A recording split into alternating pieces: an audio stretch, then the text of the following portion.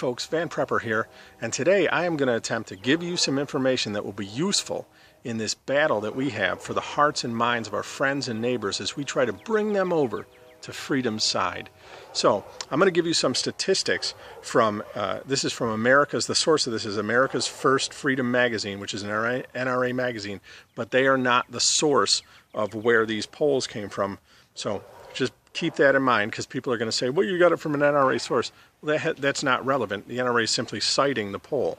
Okay, PoliceOne.com released complete results of its 2013 survey of 15,000 current, former, and retired law enforcement officers. Now, we hear all the time that law enforcement is overwhelmingly in support of tighter gun control. Well, let's find out. 15,000 law enforcement officials polled. Let's see what these numbers show us. 92% say banning semi-automatic firearms or assault weapons would have no effect or a negative effect on reducing violent crime. Doesn't sound like they support an assault weapons ban. 71% support elected leaders who have publicly refused to enforce more restrictive gun laws within their jurisdictions. Now, this is elected law enforcement officials, if I'm reading this correct. So that means that the rank and file members support their those who are over them within the departments, within the sheriff's departments, whatever it might be, who are who say that they will not enforce these unconstitutional laws.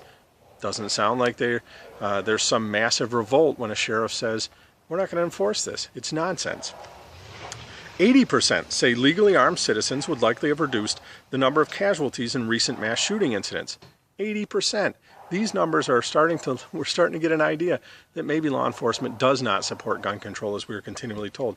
Don't believe it the next time Bloomberg, Schumer, Reid, or others say that police officers support more gun control. They simply do not. This poll proves it. Next, in a survey that was done in 2 years, 1997 and 2004, that was designed to look at where an inmate, a state prison inmate, got the firearms that they possessed at the time of their offense, we find something that's going to be pretty damning to gun control activists. They're always pushing for background checks. They're looking for everything that applies to people who would get their firearms through legal means. And they always talk about this gun show loophole. And what we're going to see here is, one, the gun show loophole doesn't exist. And two, inmates, criminals who are committing their crimes, they don't get their weapons, their firearms, through legal means anyway, so gun control isn't going to stop that.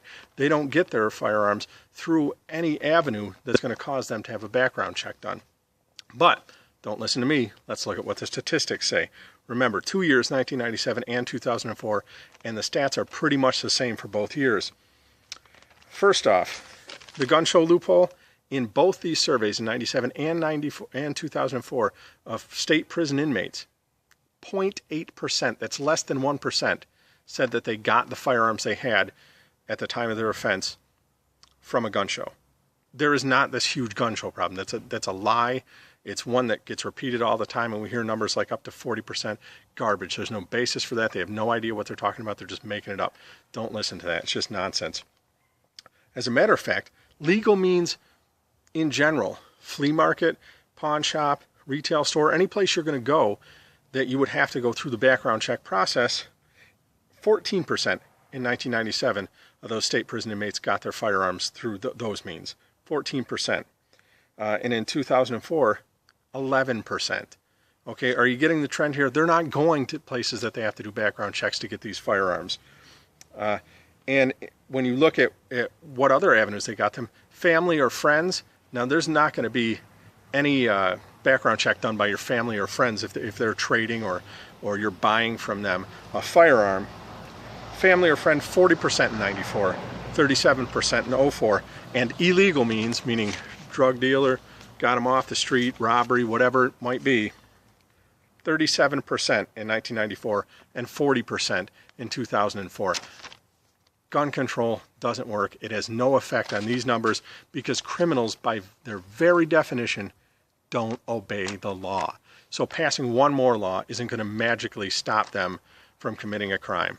Making it a gun-free zone isn't going to be the thing that stops them. Making them go through a background, making law-abiding citizens go through a background check isn't going to stop a criminal from getting a gun. It just doesn't work like that. I'm Van Prepper.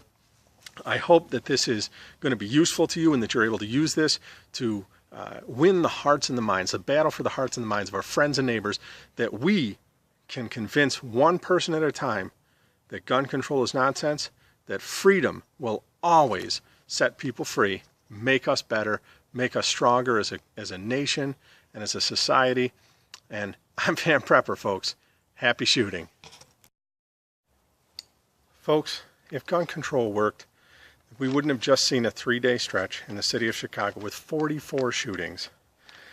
The safest places in the country, if gun control worked, would be the places with the tightest gun control restrictions. Cities like New York, Detroit, Chicago. But instead what we see is these cities look like a war zone. Let's face facts, they don't work. We can win this battle for the hearts and minds of our friends and our neighbors, one person at a time. It doesn't matter that we're not a majority right now. It just doesn't matter. Samuel Adams said that it does not take a majority to prevail, but rather an irate, tireless minority keen on setting brush fires of freedom in the minds of men.